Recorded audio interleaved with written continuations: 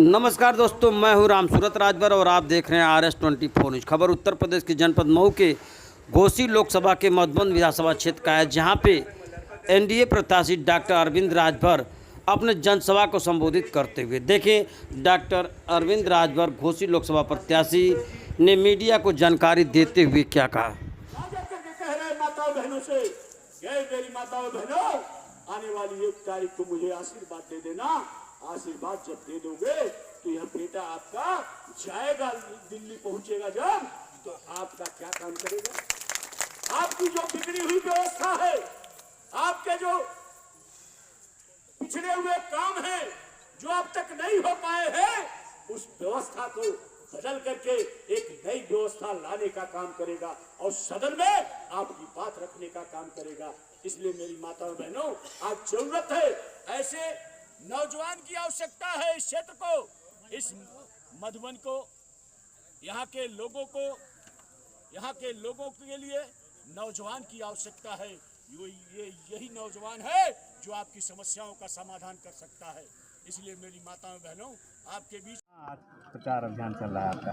आज मधुबन विधानसभा में तमाम कार्यक्रम प्रस्तावित है और सुबह से ही बड़े बड़े कार्यक्रम के आयोजन किए गए थे, जनचौपाल जनसंपर्क का, और भरपूर समर्थन जनता का प्राप्त हो रहा है और जनता मनमिजाज बना चुकी है।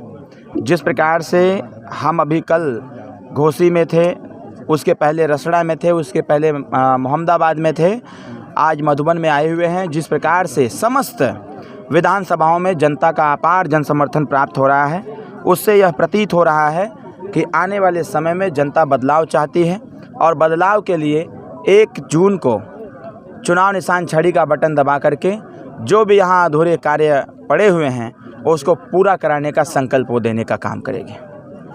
समाजवादी पार्टी कह रही है कि ओम प्रकाश जी के दोनों लड़के घमंड में चूर हैं, मीडिया कर रही है। ऐसा तो दिखता नहीं है, जनता तो खुद ही कह रही है कि कितने सज्जन व्यक्ति हैं ये लोग। क्या है, जो जैसा होता है उसको वैसा ही दिखता है। चोर को हर व्यक्ति चोर नज़र आता है, गुंडा को हर व्यक्ति गुंडा नज़र आता है, ठीक ना, और घमंडी को हर व्यक्ति घमंडी नज़र आता है, और एक सज्जन व्यक्ति को हर व्यक्ति सज्जन नज़र आता है।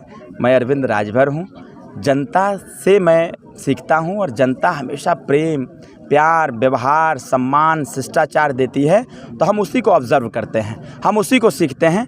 हो सकता है समाजवादी पार्टियों के मन और मस्तिष्क, उनके दिमाग में अभी उनको लग रहा होगा कि समाजवादी पार्टी की सरकार है। हम तो उनसे कहेंगे कि ऐसे शब्दों का प्रयोग ना करें, क्योंकि योगी जी की सरकार है और योगी जी की सरकार है, गुंडई भरे शब्दों का प्रयोग ना करें। और हम कैसे हैं कैसे नहीं है, जनता अच्छी प्रकार से देख रही है, जान रही है, पहचान रही है। आज वो चाहे बूढ़ा बाप हो, बूढ़ी दादी हो, या फिर हमारी बहनें हो, या फिर युवा साथी हों, सब लोग गले से गले मिला रहे हैं, सब लोग आशीर्वाद दे रहे हैं।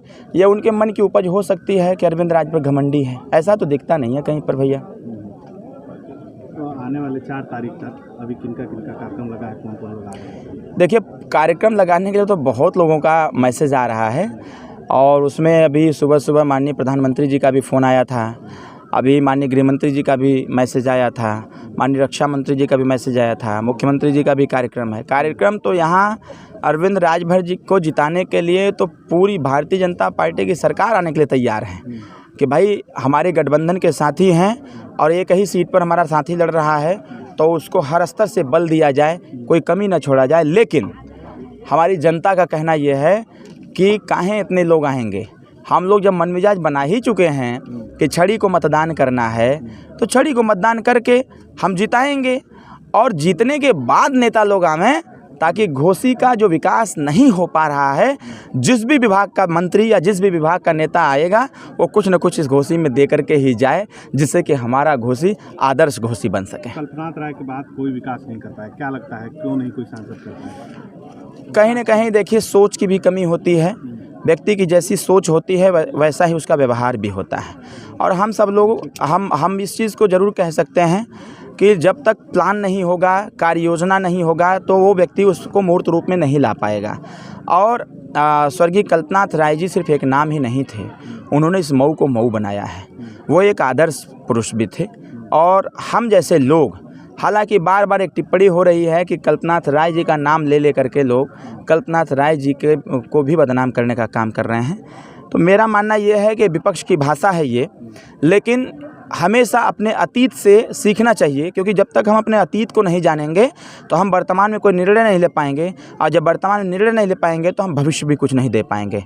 तो हमने अतीत को मैंने पढ़ा, अतीत को जाना, और उसी अतीत को मैंने आदर्श के तौर पर उसको संकल्प लिया, और आदर्श को लेकर के, व्यवहारवाद को लेकर के, आदर्शवाद को लेकर के हम विकासवाद के इस रथ को आगे बढ़ाने का प्रयास कर रहे हैं।